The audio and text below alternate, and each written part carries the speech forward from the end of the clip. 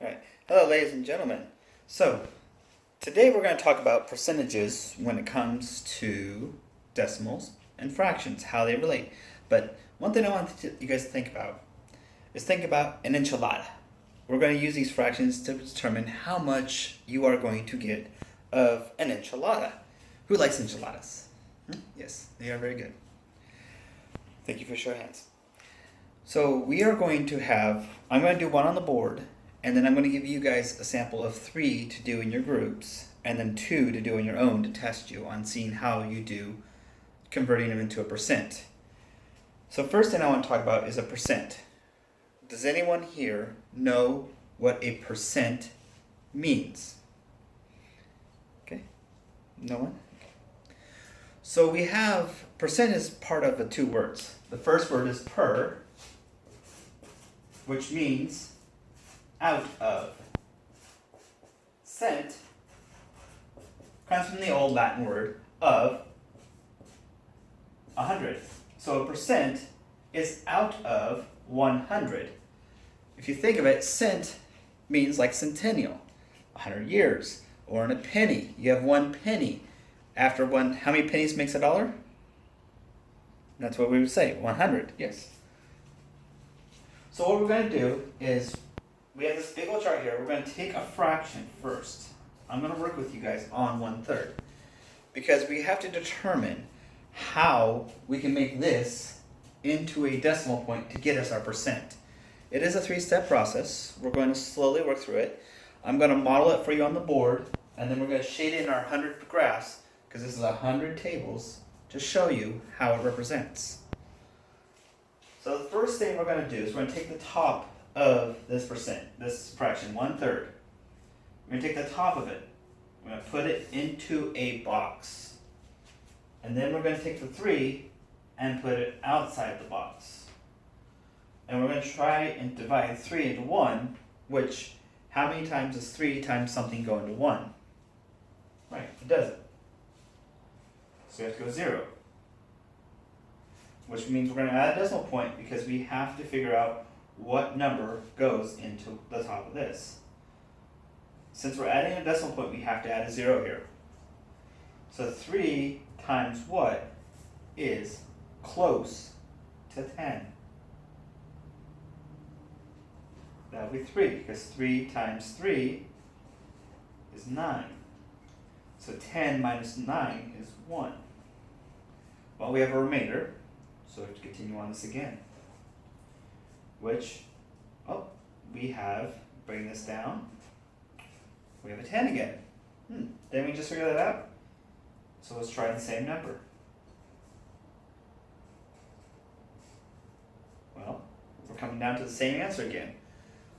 So this will lead us to the fact of, well, obviously this is going to be the same number over. So there's 2 things we can do. We call this a repeating decimal point, which means it will go on and on and on and never stop. Whereas if we were to focus on terminating, there's 2 things. Terminating means an ending, or repeating means it just goes on and on, like the Energizer Bunny.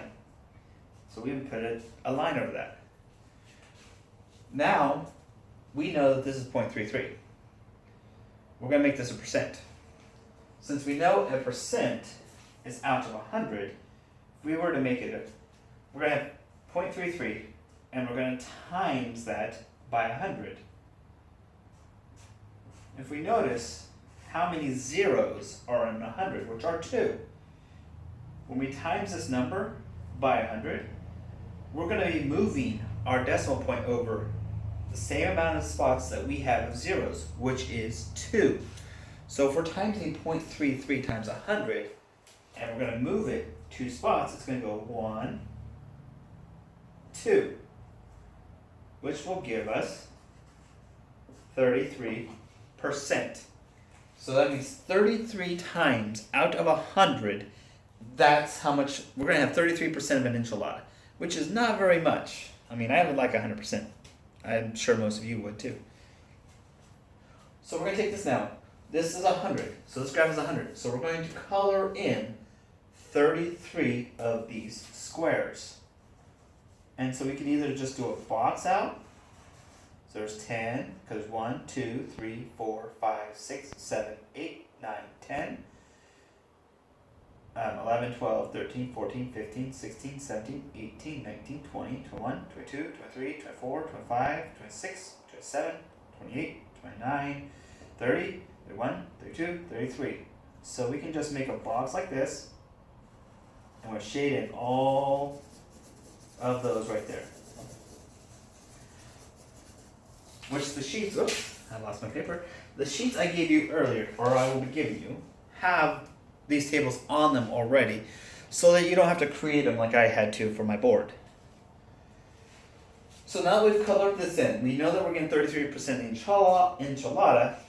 I will give you guys sheets. There's going to be three three that you're going to do in groups. First one's going to be a half, then you're going to have a fourth, and then a fifth. Oops, lost it again. And you're going to determine what each of those are as a decimal point, then make it into a percentage, and then you're going to shade in your color squares, repeating that. Because the thing is we're going to be practicing this more, because you're going to use this. Sometimes you will see this in like the theater, or not theater, sorry, excuse me, the gas station. Sometimes some gas stations have this change plus like 3/10. One other example is if you go baking something, you're going to see half a cup, a fourth of a cup. And it's not going to be like what you think. This is the way to find it. So say if you were to go to get a recipe that has decimal points, well, we'll have to go backwards. We'll learn that later to how to convert them back. So I'm going to let you guys break into your groups. I already have them selected, so I will assign you guys out to your groups. And you will work through this problem, these three problems, and when you do, we'll come back and we'll check the answers and see how we did. I'll be floating around also for questions as we go through this process. One important thing to remember is that you'll always ask your partners first. My goal, remember our goal in math, is that we're going to talk to our groups first. Once we're done with our groups, and every single person in the group has a question still, then you can call on me and I will come around and I'll assist you. And as we do this, we're going to keep thinking enchiladas, because that's all we got to remember is percentages and decimals and fractions.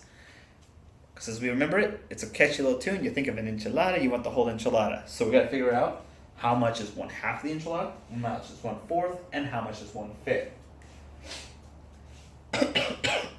Excuse me. So I'll let you take your breaks, split in your groups, and have you work.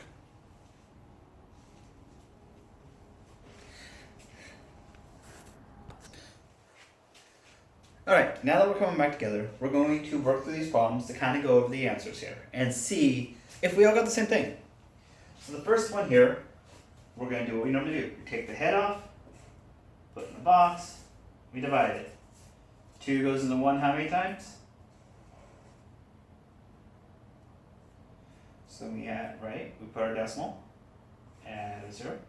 2 times what is 10? 5, that's correct. 10 minus 10 is 0. So we have a decimal of 0.5 times 100.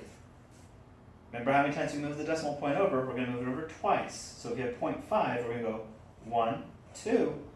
Well, now we moved it back another spot, so we need to add a 0 because it's just a placeholder at that point, and we'll get 50%. So we're going to do the same thing with 1/4. So 4 goes into 1 how many times?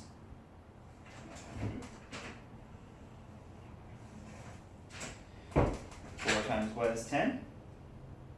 2, because 4 times 2 is 8. 10 minus 8 is 2. Add a 0 because we still have a remainder. We can't have remainders in this. Bring our 0 down. 4 times what is 20? That's right, it's 5. So we have 0.25 times it by 100. So when we multiply it by 100, we have 2 zeros. So we're going to move it back 2 zeros to the right. Should we move it 2 zeros? We're going to go 1, 2, which will give us 25%. So do we all have the same answers out there? Right, good, good. So now I'm going to give you one final problem I want you to do on your own to test you guys to see how you can do it on your own versus in the group.